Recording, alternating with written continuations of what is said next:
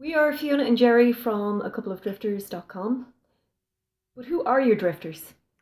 Yeah, our past videos haven't shed any light on who we are, and although we don't have many subscribers, we've had some reach out to us asking us just that. So we're going to answer those questions. And since starting our YouTube channel, some of our website subscribers have reached out and asked the same thing. And we've also put this question out to people on social media. So we're going to do this. And let's get started, shall we? Yep. There's a little list of questions here. The high-tech list. It's very high-tech, as you can see, yeah. All right, so Mark asked us a question. How did we meet? We actually met at Logan International Airport in Boston, where we both worked. And we worked for the same company, but we didn't work together. We kind of worked in different departments. I worked for Aer Lingus, which is the Irish airline, but I didn't really work for Aer Lingus because they were farmed out to this other company called Hudson General. And what I did was I worked for the ground crew, marshalling in the aircraft, offloading bags and cargo, unloading bags and cargo for all the international airlines, including Aer Lingus. So he came into our break room, the Aer Lingus break room, to use the microwave, because I think your break room was getting painted, wasn't it? Yeah, that's right. So it was February 15th, 1996. So we're together 25 years, just gone this February. But I mean, even aside from working with each other, we had seen each other around on the buses and the T into the airport prior to that. So we've been eyeballing each other for a while. Yeah, and it finally all just came together right there at a microwave. At a microwave. That's how we met. So again, Mark, who was one of our first subscribers, and Mark has been a huge supporter of ours, so thanks, Mark. His other question: what kind of work did we do in our previous lives? You want to start? Jeez. How long do we have? Do you want to guess first, maybe? Okay. I think we both have varied backgrounds. I've worked in the biotech industry. I've worked in the pharmaceutical industry. I think the last job I want to mention that I had before hitting the road again, I was refueling commercial aircraft at Portland International Jetport, and that was my favorite job. Just working in that industry has always been my favorite. So that's kind of the one that I'm most proud of, and that's the one that I'll say that was my pride and joy, was working in that industry, and so that's what I did. Me? I'm like jack of all trades, master of absolutely none. I have 2 degrees in archaeology and medieval history. So I basically am qualified to dig holes. Didn't do much of that. Let's see, I've worked in an awful lot of coffee shops. I have worked on the Big Dig in Boston way back in the day. I worked on a survey crew there. Not as an archaeologist. No, not as an archaeologist. No, just as a rodman on a survey crew. Let's see what else. Worked in a few airports. Worked for, Aer Lingus, but not really Aer Lingus. Back at Logan. Worked for TSA. Worked at Whole Foods. I worked as a drafter for actually quite a few years. How could I forget that? For about 12 or 13 years, I worked as a drafter, like a CAD technician, which is computer-aided drafting and design.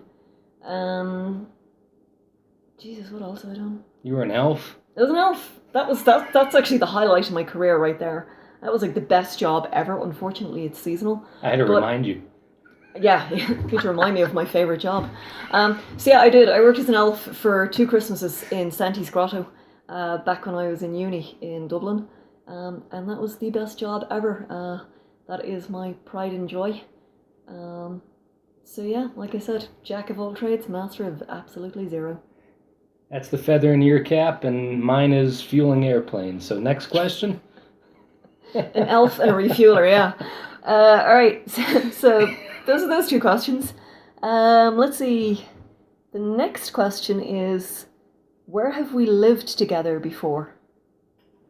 Okay, let's kind of take that from, let's start at the beginning. Boston, where we met. Yep. And then we moved to the UK together. We moved to Birmingham, England, together for a while. Yep. Back to Boston. Yep. Albuquerque. And What? so yeah, Albuquerque, New Mexico, which is where we actually currently are right now. We're not in Albuquerque, but we are in New Mexico. We're in New Mexico. And we'll tell you a little bit more about, in our next video, why we're here and what it took to get here. It was a grueling journey, and we're going to tell you more about that in our next video, so you're going to have to stay tuned for that. Bit of an epic. So we lived in Albuquerque, and we lived in Seattle for a few years, and then from Seattle we moved to Portland, Maine, and we actually lived in Portland, Maine for 14 years. Yep. And that was kind of the last place that we lived together before we hit the road again. So we've lived, all over the country, and we lived in England together for a little bit, and itchy feet. As you can tell, we've always had itchy feet. And then I started out in Ireland. I mean, I was born and bred in Dublin, and I came over to the States back in 95.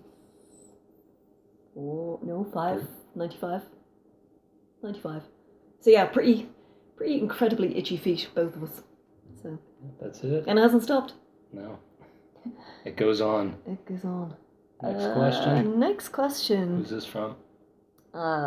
This is a question from Bucky, who's another great supporter of Bucky. ours. Yep. So, Bucky wants to know, where have we traveled to before? I'll let you start. Can let me start? Yeah.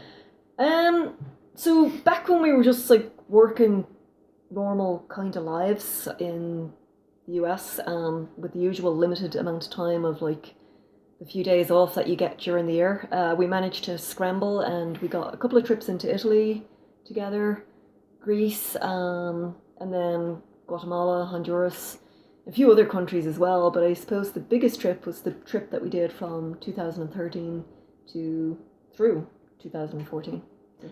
Yeah, we took a year off, and we did. I know this is going to sound a little bit crazy to some people, but we did a hitchhiking trip, and we literally walked out of our door in Portland, and the trip began right there. And we hitchhiked from our neighborhood, and we made it all the way down to the Panama Canal, and that's where we turned around and headed back to Portland. Now, we didn't hitch the whole way, but I'd say it was about 80% of the way was that whole journey from Portland, Maine, to the Panama Canal and back. I'd say about 80% of that was hitchhiking, and the rest of it was by bus. We never took a flight. We wanted to hitchhike, and we didn't want the trip to begin in Mexico City. We wanted the trip to begin as soon as we walked out the door, and that's what we did. And so we visited, Mexico and every country in Central America on that particular trip, and we got to see quite a bit of Mexico. I think all but 3 states, and it was just a blast. I mean, I know it's not for everybody. We're not saying that it's going to be safe for you to do this. We're not recommending you do this, but it's what we did, and we don't regret it. It was just a beautiful experience, and we're still in contact with a lot of the people that gave us rides, on that trip. People in the United States, people in Mexico, we're still in contact with them. So we made some really good friendships. So it's just a wonderful experience. Yeah, the people that gave us lifts, we actually call them our hitch helpers. So we're still in contact with a lot of our hitch helpers. They're just really great people. We met such a variety of people, and yeah, it was just an incredible year on the road. It really was. An amazing experience. So, right. And we'd do it again. It's not like those days aren't gone. Oh no, we've still been hitchhiking since then, and I hitchhiked. Well, we both hitchhiked long before that. So. Yeah. And we hitchhiked in Sinaloa just a couple months ago. Or no, actually, it was last year. It was last year, yeah. So we'll still hitchhike. We'll still pick up hitchhikers, and. Well, we won't be picking up hitchhikers because we don't have a vehicle. Well, if we had they can walk along with us if they want to, but if we had a vehicle and you're hitchhiking, we'll pick you up. We would, yeah, we would, and we have. Let's see, next question. So basically, just to kind of lead on from that, So we took that year on the road from 2013 to 2014. And then after that, we returned to Portland, Maine, and we worked. We went back to work, and we knew after that year on the road that we were definitely bitten by the travel bug. So we knew we wanted to just walk away from everything, but it involved, like, just kind of getting ourselves together, saving up some money. So we went back to work, we saved up some money, got rid of like a ton of our stuff. And then in 2017, in August, we took Jerry's van and we left Portland again, but this time for good. We completely left. So yeah, we've basically been traveling since August of 2017 up to right now, sitting here at this very present moment. So that leads into the next question. What have been the biggest money savers while we travel? Who asked that question? I don't know because I didn't write it down. Okay. Sorry. All right. Oh, that's all right. Yeah. So the biggest money savers, aside from hitchhiking, I think it's been house sitting, definitely, hands down. Let's see, we're kind of, we've got this gig going where we house sit for people, and these sits last anywhere from 3 days to 6 months. So that's a wonderful way of saving money and traveling at the same time, having a base. It's been great. Not killing each other. Honestly, I mean, house sitting has absolutely saved our sanity and our relationship. When we were in the van, yeah, while we were living the whole van life thing. Oh my gosh! Because I mean, the van was just this like tiny little thing that it was grand if you were going away for a weekend.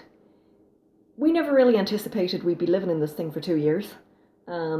So yeah, house sitting definitely a huge, big sanity saver. Right.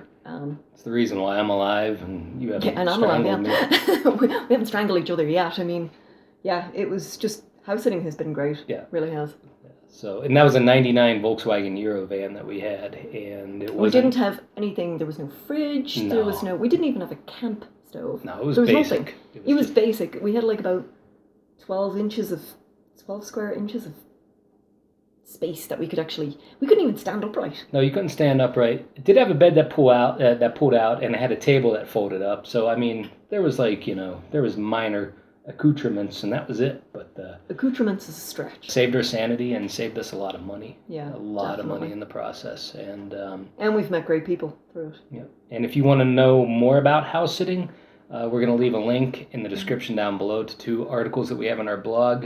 One is about etiquette and expectations, like what you should be prepared to do as a house sitter, and the other article is about how to become a house sitter. Mm-hmm. So we have 2 great articles, and we'll link to those in the description down below. If you're interested in learning more about house sitting and saving money when you travel, we'll help you out with that. So yeah, especially if you're doing long-term travel, house sitting can be a huge money saver. So yeah, let's see what is next. So, talking about house sitting, Tanya, who I went to uni with all those years ago, Tanya has a question. What was the most interesting or loved pet you've looked after? Loved pet is kind of difficult. Yeah, that's difficult. Interesting pet? That's a good question. I like that. Thank you, Tanya. I'd like to answer that. I've got 2 pets that come to mind right away. Yeah, they're the same 2 pets that we both have that come to mind. Because we still talk about them to this day. Right? So It's got to be Mischief and Katie. Yeah. All right. Mischief was a cat in Los Angeles that was on Prozac. Not kitty cat Prozac. No, it wasn't like a veterinary grade. It was like a human Prozac pill that had to be cut into eighths. And she took was it once or twice a day she had to take I think it was once. an eighth of that pill, but so she was on Prozac, and she was a pretty good cat, as you can imagine. But she was on Prozac, of course she was. But that was kind of memorable, just like that's. We knew that before we took the sit. Yeah, and they did. They told us that. Yeah, this is like real. All right, our cat is on Prozac, and we don't know why she was, but Mischief was on Prozac. So the other pet, this kind of has to do with administering medicine to. The other pet was Katie, she was a senior dog. She was a very tiny little mixed breed dog. Chiweenie. Chihuahua and a weenie dog. And that was a long house sit. That was a 5-month house sit that we did in Albuquerque. And she needed a subcutaneous drip every other day. So we had to put her on her lap, and there was a bag of, what kind of solution was it? Like a saline fluid? Yeah. I don't know if it was saline. I don't know what it was. Some kind of solution to keep her hydrated. So we had to get the skin at the back of her neck and put a needle in there and give her however many milliliters of this solution it was.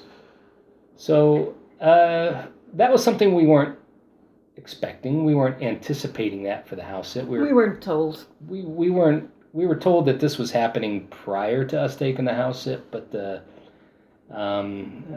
was kind of sprung upon us. Yeah, we thought she'd be off of that drip by the time that we actually took the house sit, but she wasn't. So we had to do this every other day for 5 months, and thank goodness she wasn't a big dog, and she was an old dog. She was very small. And she had no teeth, so she couldn't bite when you went to shoot her up. So that was another kind of bonus there, that she was toothless. That was memorable. Was that what the question was? What was the most memorable? What was the most interesting? Interesting. Yeah, I would say that qualifies as interesting, definitely. Yeah, subcutaneous drip on a 17-year-old dog with no teeth. Yeah. But, hey, we got it done, and she was a great patient. I got to say that. She didn't fight. She didn't, she didn't... she was a good little girl. She didn't complain about having to get this drip, and I don't want to make it sound like we're complaining either, but it was definitely memorable. What's the word? Memorable, interesting, and a surprise that when you get there and you walk into somebody's living room and there's a drip set up and you go... Like an IV bag hanging from the ceiling. Yeah, you're like, okay. So. Yeah, the drip's not over then.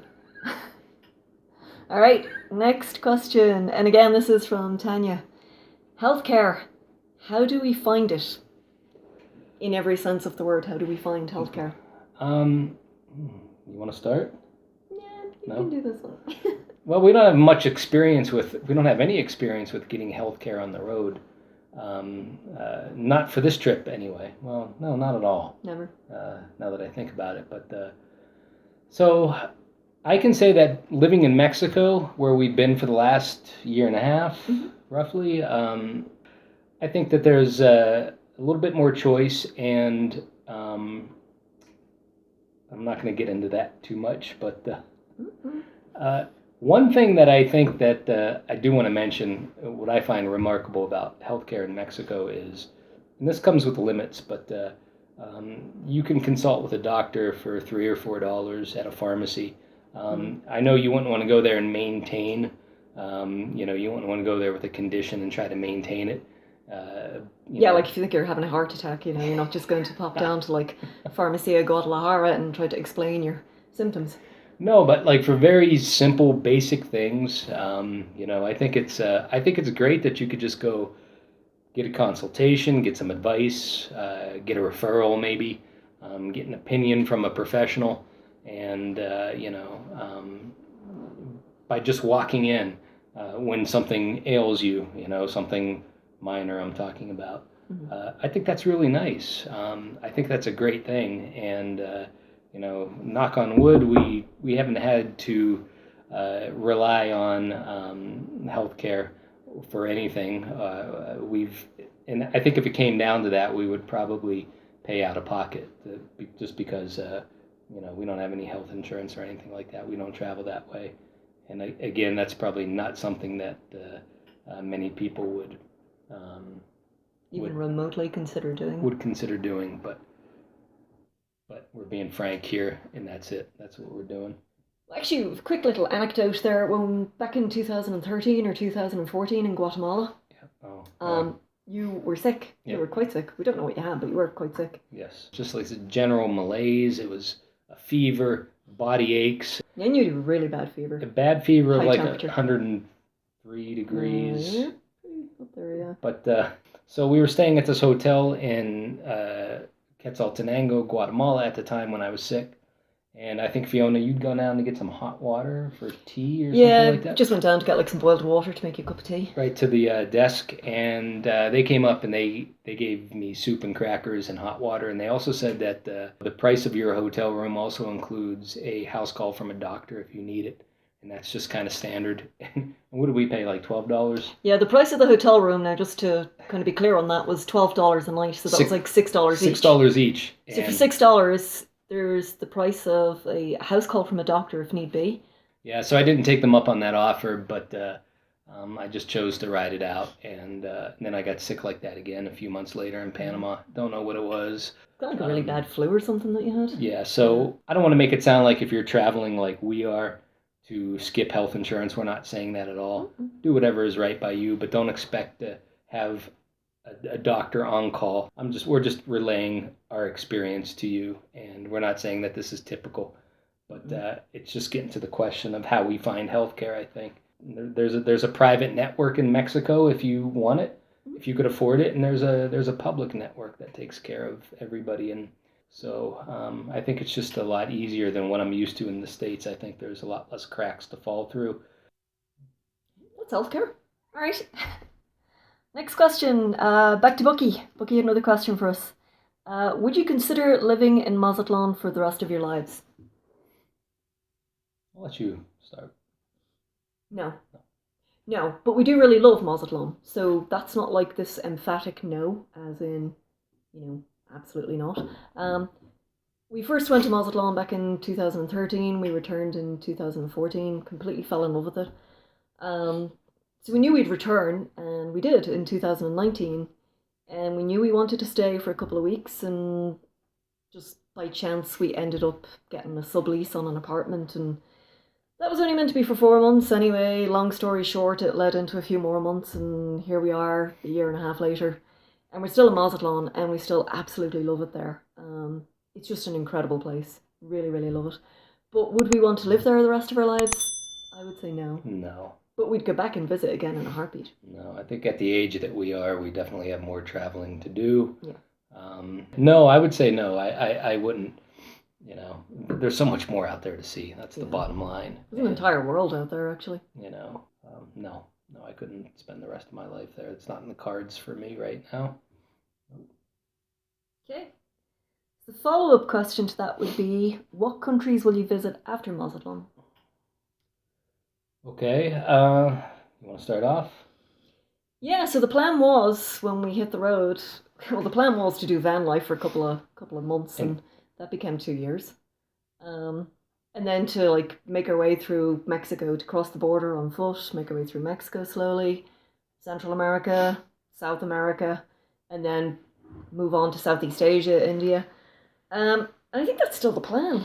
That's the plan. It's definitely been curtailed, by being derailed a bit. Yeah, derailed, burnt to the ground, shoveled over with dirt at this point. But yeah, you can understand, and we're not complaining at all because we're quite happy with the just the opportunities that we've had right now. Yeah, we're very lucky. We're very lucky with what we have, so we're not complaining at all. But I think that in a perfect world, we would have probably gone through Central America at this point. 3 years down the road from when we left the house or left Portland in 2017. Maybe we would have been in South America by now, but Mexico probably wouldn't. We'd be a lot further than where we are now, and I think in the not too distant future we're definitely gonna get to visit more countries. I don't know if we're gonna make it to Southeast Asia or India, but hopefully we will at some point. Hopefully we will, but just might need another lifetime for that at this point. But yeah, that would be nice. Yeah, is that possible? Can we get that? Another lifetime? Yeah, I don't know. All right. Let us know. Yeah, we'll let you know. Anything else on that one? No. You're grand with that? Yep. All right. Let's see. Another question from Bucky. This is a good question. Are you going to return to the US someday, or is this real expatriation where you will live outside the US forever? I'll let you start that. I don't know. All right. I'm not from the US to begin with. I'm from Ireland. So even though I've spent 24 years in the US, I never had actually planned to live there. It just kind of sort of happened. I mean, I got like a green card and everything. I kind of ended up being there a lot longer than I ever anticipated. It's kind of like this trip. That was like maybe a year that was meant to happen, and it turned into 24 or 25. So I would say an unequivocal no. I would not go back there to live. I've been there 24 years. Where do I want to live? In all honesty, I really don't know. Where is home? Don't really know. I think I'm one of those people that, like, no matter where I am, it's home. Stay in a hotel for like 2 nights, 2 hours, that's home. But no, my answer on that would be absolutely not, no.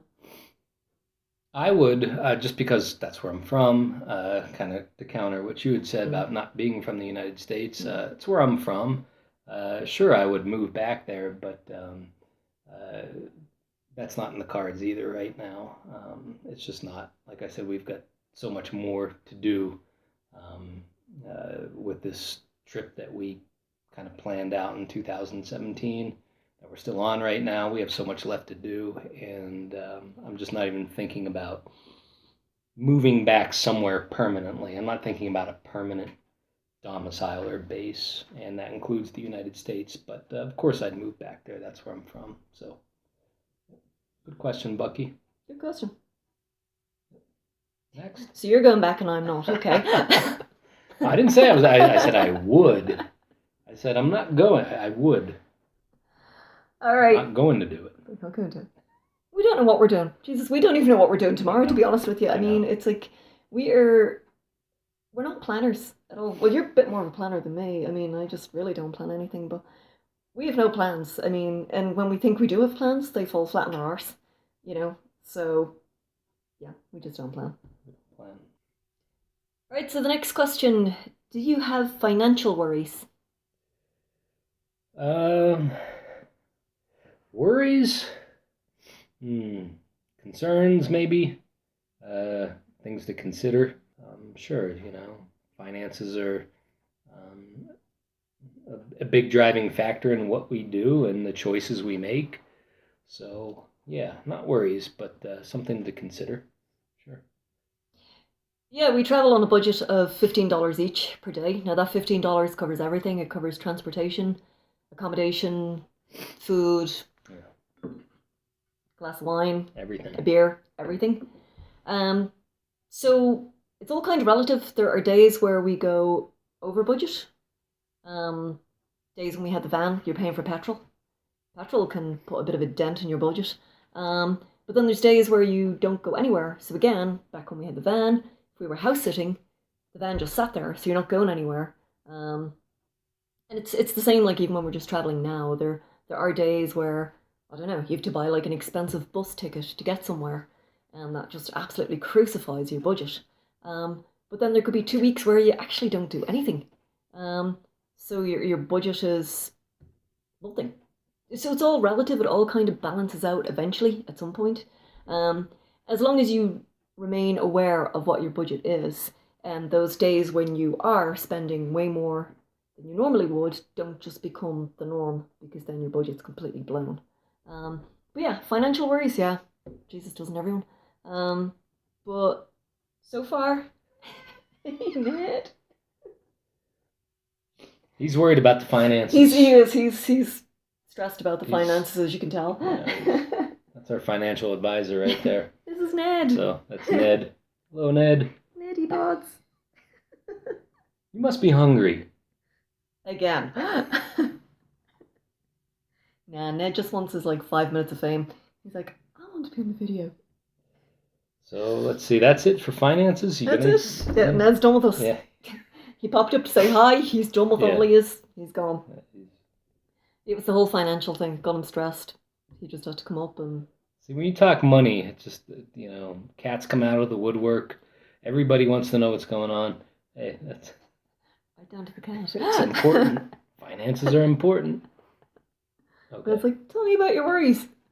All right, the final question. And this is back from Tanya again. Hey, Tanya. What do you miss most about home besides family and, for me, Kerrygold? But no, I can actually get Kerrygold in Mexico. So Kerrygold is like a huge thing for me. It's butter. Oh, Tanya knows you really well, doesn't she? Tanya, and I think most people do. Yeah, they know my butter addiction. So, what do you miss most? I miss taking baths. Just like taking a bath. Yeah. Like having a tub. As we travel, you don't get a tub with your hotel. Or if you're staying in someone's house, you might get a tub. But yeah, as we travel, it's just showers. So I miss taking a nice hot bath. That's like such a simple thing. I think I miss a little bit of variety too with food, especially south of the border. The variety that I'm accustomed to north of the border back in the United States. So that's kind of broad, just talking about a variety of food in general. Cheese, yeah. That's definitely. Yeah, definitely. You'd think there's a lot of great cheese in Mexico, and unfortunately, that's not the case. It's hard to come by. Well, there is. There's a lot of great cheese. Just there's not a huge variety of it. Yeah, there's great cheese. There's just not a variety of it. Yeah, I guess it all comes down to food. Butter for you, just food in general for me, and a bath. For me, pubs. Pubs. It's been pubs for like over 25 years at this point, apart from like the occasional time when I do make it back home to Dublin, to Ireland.